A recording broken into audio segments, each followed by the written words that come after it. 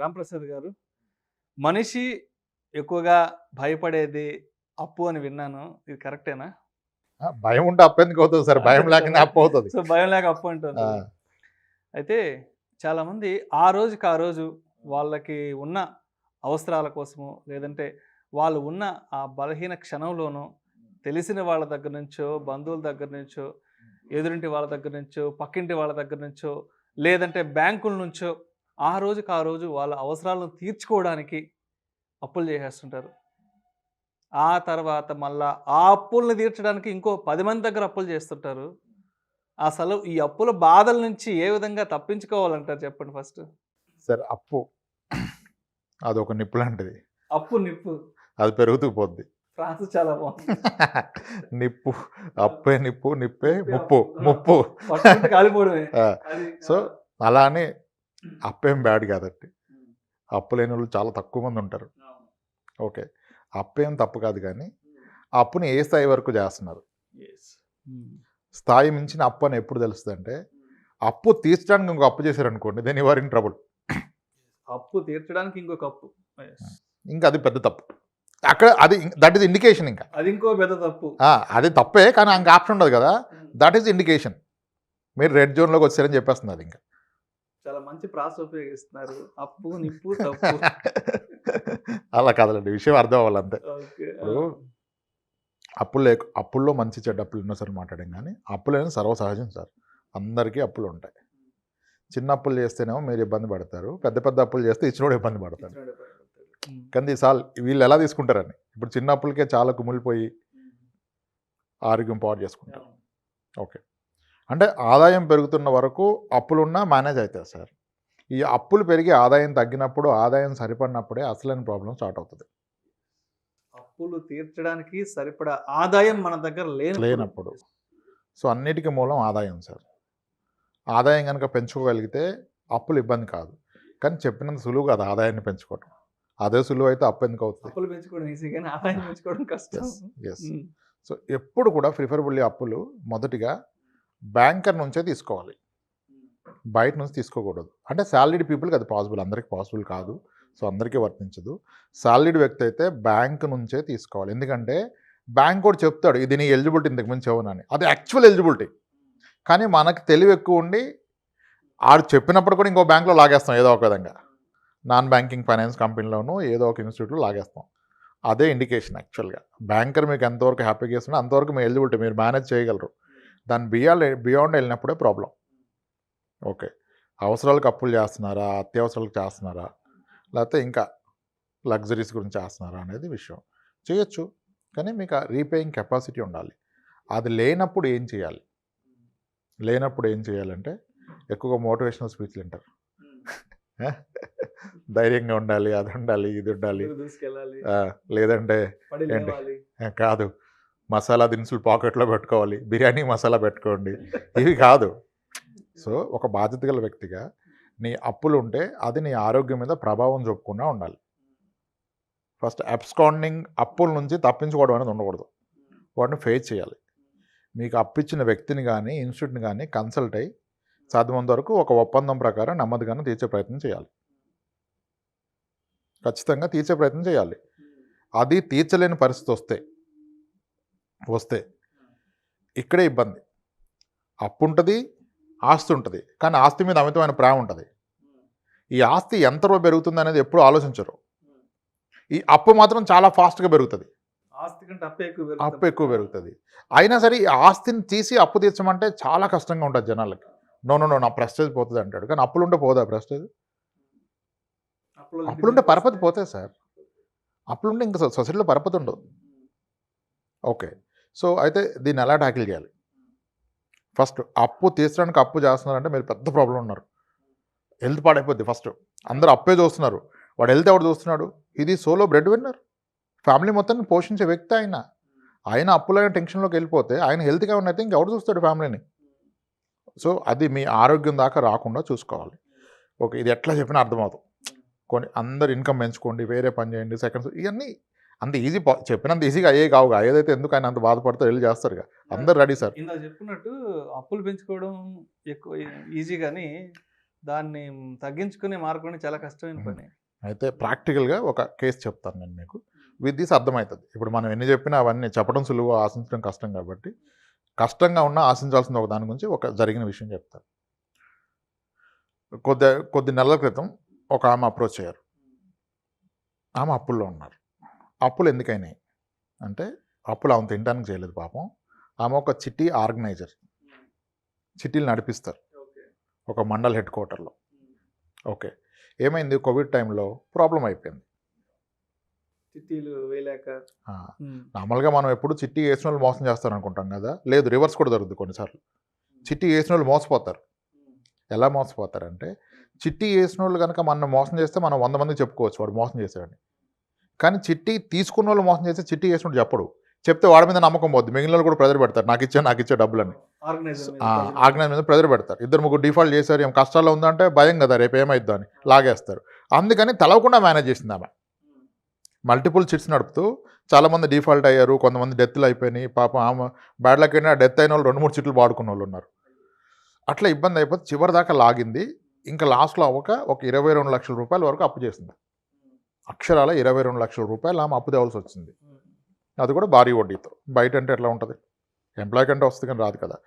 So ₹2, ₹2.50, ₹3 వరకు కూడా వెళ్ళింది. ఓకే, ఇప్పుడు 22 లక్షలు అక్షరాల ఆమెకు అప్పు ఉంది. ఆదాయ మార్గాలు ఏమున్నాయంటే, ఈమె చిట్టి మొత్తం ఆపేసింది, ఇంకా చిట్టీలు వేయటం ఆపేసింది, ఇంకా సర్క్యులేషన్ చేయలేదు. అందుకని వాళ్ళ హస్బెండ్ ఒక మొబైల్ రిపేర్ సెంటర్ నడిపిస్తారు. ఆయనకు వచ్చే ఆదాయం నెలకి 28 నుంచి 30,000 లోపే, 30,000 దాటదు. కానీ ఏమో కట్టాల్సిన వడ్డీ ఎంత, 22 లక్షల రూపాయల మీద ₹2-2.5 నెలకి వడ్డీ అంటే చాలా మొత్తం, ఆల్మోస్ట్ 50,000 వడ్డీ కట్టాలి. కుటుంబ సంపాదన 30,000. 30,000 సంపాదనలో 50,000 వడ్డీ ఎలా కడతారు? ఇంకా అప్పు తీర్చడం పక్కన పెట్టండి, వడ్డీ కట్టలేరు కదా. దీని కొరకు కొత్తగా అప్పులు స్టార్ట్ అవుతున్నాయి. ఎవ్రీ మంత్ ఎంతో కొంత అప్పు చేయాల్సి వస్తుంది. ఈ 22 లక్షలు కాస్త పెరుగుతుంది. మరి సొల్యూషన్ ఏంటి, ఎలా చేయాలి సార్, ఏం చేస్తే అంటే ఏం చేసినా రావు. అసలు మీకున్న ఆస్తులు ఏంటి చెప్పండి అన్న. మాకుంది కానీ ఇల్లు జాయింట్ హౌస్ సార్, అది మా మరిది గారు అమ్మనెవరు, అది అమ్మడానికి లేదు సార్, జాయింట్ హౌస్ మేము ఉండటమే, అమ్మటం అవదు. మరి అసలు ఏమున్నాయి మీకు? కొంత బంగారం ఉంది, కానీ నా కూతుళ్ళు కదా సార్, నేను బంగారం ఎట్లా అమ్ముతా, నేను అమ్మని చెప్పలా, బంగారం ఉంది కానీ నా కూతుళ్ళు ఉన్నారు కదా సార్, నాకు బంగారం కావాలి. ఇంకేముందంటే ఒక ప్లాట్ ఉంది టౌన్లోనే, పెద్ద ప్లాటే. ఆ 2 పూర్తి మీ బంగారాన్ని అమ్మేసి మీ ప్లాట్ అమ్మేస్తే ఎంత వస్తుంది అన్న. అయ్యో వస్తుంది కానీ అదెలా సార్ అంటే, లేదు, ఒక్క నిమిషం ఆలోచించండి. మీ పూర్తి బంగారాన్ని అమ్మేసి మీకున్న ఒక్కగానొక ప్లాట్ అమ్మేసి మీ మొత్తం అప్పు తీరుతుందా? ఇంచుమించుగా తీరుతుంది. మొత్తం తీరదు, బట్ ఇంచుమించుగా తీరుతుంది. ఇంకా మిగిలిపోద్ది 4-5 లక్షలు, కానీ తీరుతుంది. మీరు అది తప్ప ఇంకేం చేయలేరు. దట్స్ ది ఓన్లీ సొల్యూషన్ అన్న. మనసు ఒప్పుకోదుగా. సార్ 2 అమ్మాయిలు పెట్టుకుని ఉన్న బంగారం అలా అమ్ముతాను సార్. అమ్మ అది అమ్మకపోతే ఇంకా నువ్వు రోజుకి అప్పుల్లోకి వెళ్ళిపోతున్నావు. మీరు అండర్స్టాండ్, మీ హస్బెండ్ ఎంత తీసుకుని అర్థం చేసుకుంటున్నారా? మీరే ప్రజల్లో ఉన్నారనుకున్నారు, ఆయన కూడా ఉంటారు కదా ప్రజల్లో. 30,000 సంపాదన ఉన్న వ్యక్తి 50,000 వడ్డీ కడితే ఎప్పుడు బయటకు వస్తావు? సంపాదన పెరగడం అనేది అంత సులువైన మార్గం కాదు. నువ్వు టెన్షన్ ఫ్రీగా ఉండి అప్పు లేకుండా ఉంటే సంపాదన పెరుగుద్దేమో, అప్పులో ఉన్న వాళ్ళకి సంపాదన పెరగదు. ఫస్ట్ ఆఫ్ ఆల్ నువ్వు ప్రజల్లో ఉంటావు కదా, పూర్తిగా మనసు దేని మీద పెట్టలేరు కదా, పెరగదు.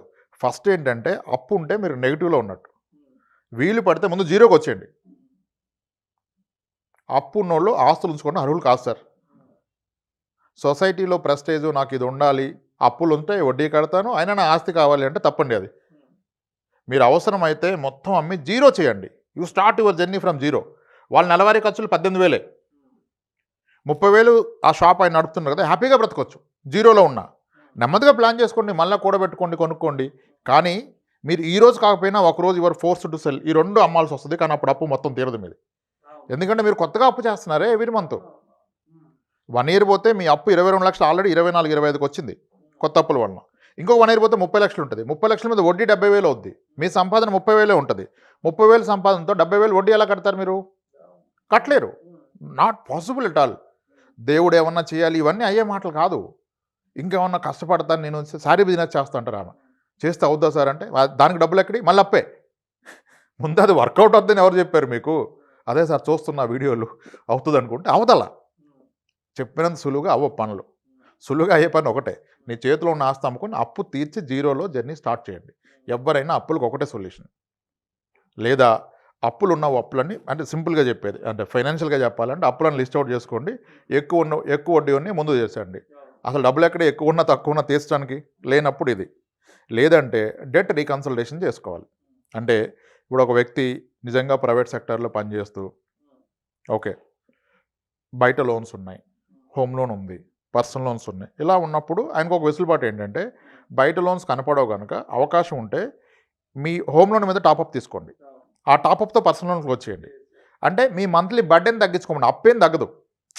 ఇప్పుడు ఆల్రెడీ హోమ్ లోన్ నడుస్తుంది, ఒక 40 లక్షలు లోన్ తీసుకున్నారు, ఒక 35,000 ఈఎంఐ కడుతున్నారు. ఈయనకి ఇది కాకుండా బయట ఒక 15 లక్షలు అప్పు ఉంది, అది ₹2 వడ్డీకి ఉంది. ఊర్లో ఎవరికి ఇప్పించాడు, షూరిటీ ఇచ్చి మిస్ఫైర్ అయింది కదా, అది ఈయనప్పే. మీరు షూరిటీ ఇచ్చి వాడు కట్టకపోతే మీ అప్పే. అలా ఉన్న అప్పులో వాళ్ళు ఉంటారన్నమాట. ఆ 15 లక్షలు నేను ఎందుకు కడతాను సార్, వాడిది కదా సార్, నేను వడ్డీ కడుతున్నా, వాడు ఇచ్చినప్పుడు అంటే వాడు ఎవడు ఇంకా. అప్పుడు ఏం చేయాలి, నువ్వు 15 లక్షలు ఇప్పించి 30,000 వడ్డీ కడుతున్నావు కదా, కట్టకు. ఈ హోమ్ లోన్ మీద 15 లక్షలు 20 లక్షలు టాపప్ లోన్ తీసుకో.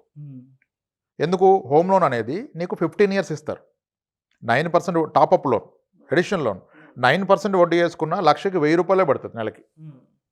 ఓకే. సో 15 లక్షలు తీసుకుంటే 15,000 వస్తుంది. సో మీ బడ్డెన్ తగ్గుతుందిగా. అక్కడ 30,000 వడ్డీ కట్టే బదులు ఇక్కడ 15,000 అసలు ప్లస్ వడ్డీ కడతారు, అదొక పాయింట్. మీకు బడ్డెన్ తగ్గిపోతుంది, నెమ్మదిగా తీసుకుంటారు, ఈలోపు ఇన్కమ్ పెరుగుతుంది కదా.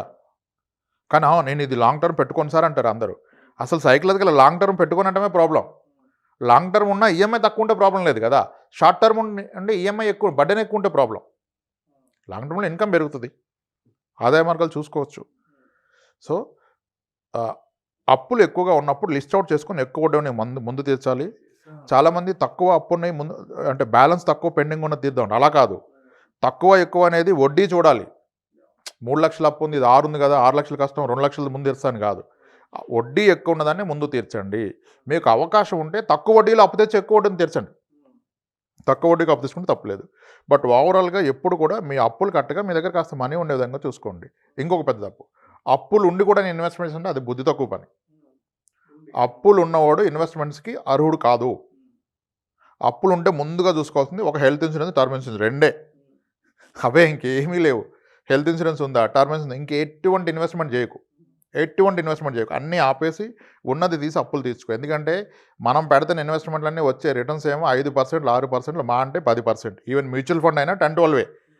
ఆ 12% గురించి ఏమో అక్కడ కష్టపడి కడుతూ ఇక్కడ 20%కి 30%కి అప్పులు తెచ్చుకుంటే ఎలా? అప్పులు ఉన్న వ్యక్తి ఎటువంటి ఇన్వెస్ట్మెంట్కి అర్హుడు కాదు. అన్నిటికంటే తప్పు ఏంటంటే అప్పు చేసి ఇన్వెస్ట్మెంట్ చేయడం. ఎప్పుడూ అప్పు చేసి ఇన్వెస్ట్మెంట్ చేయొద్దు.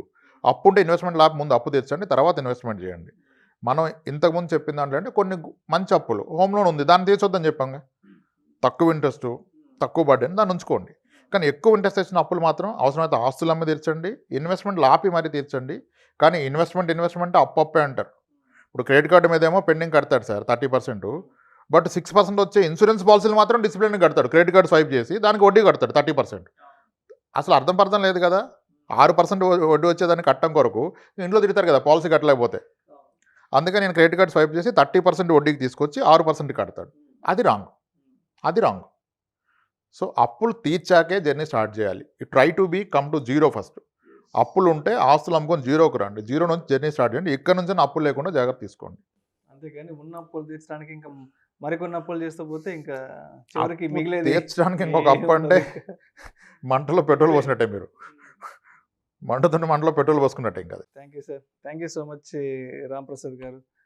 అప్పుల బాధల నుంచి ఏ విధంగా తప్పించుకోవాలి అనే అంశం గురించి చాలా చక్కటి విశ్లేషణ అందించారు మన సుమన్ టీవీ ప్రేక్షకులకు. Thank you sir. థ్యాంక్స్ అండి.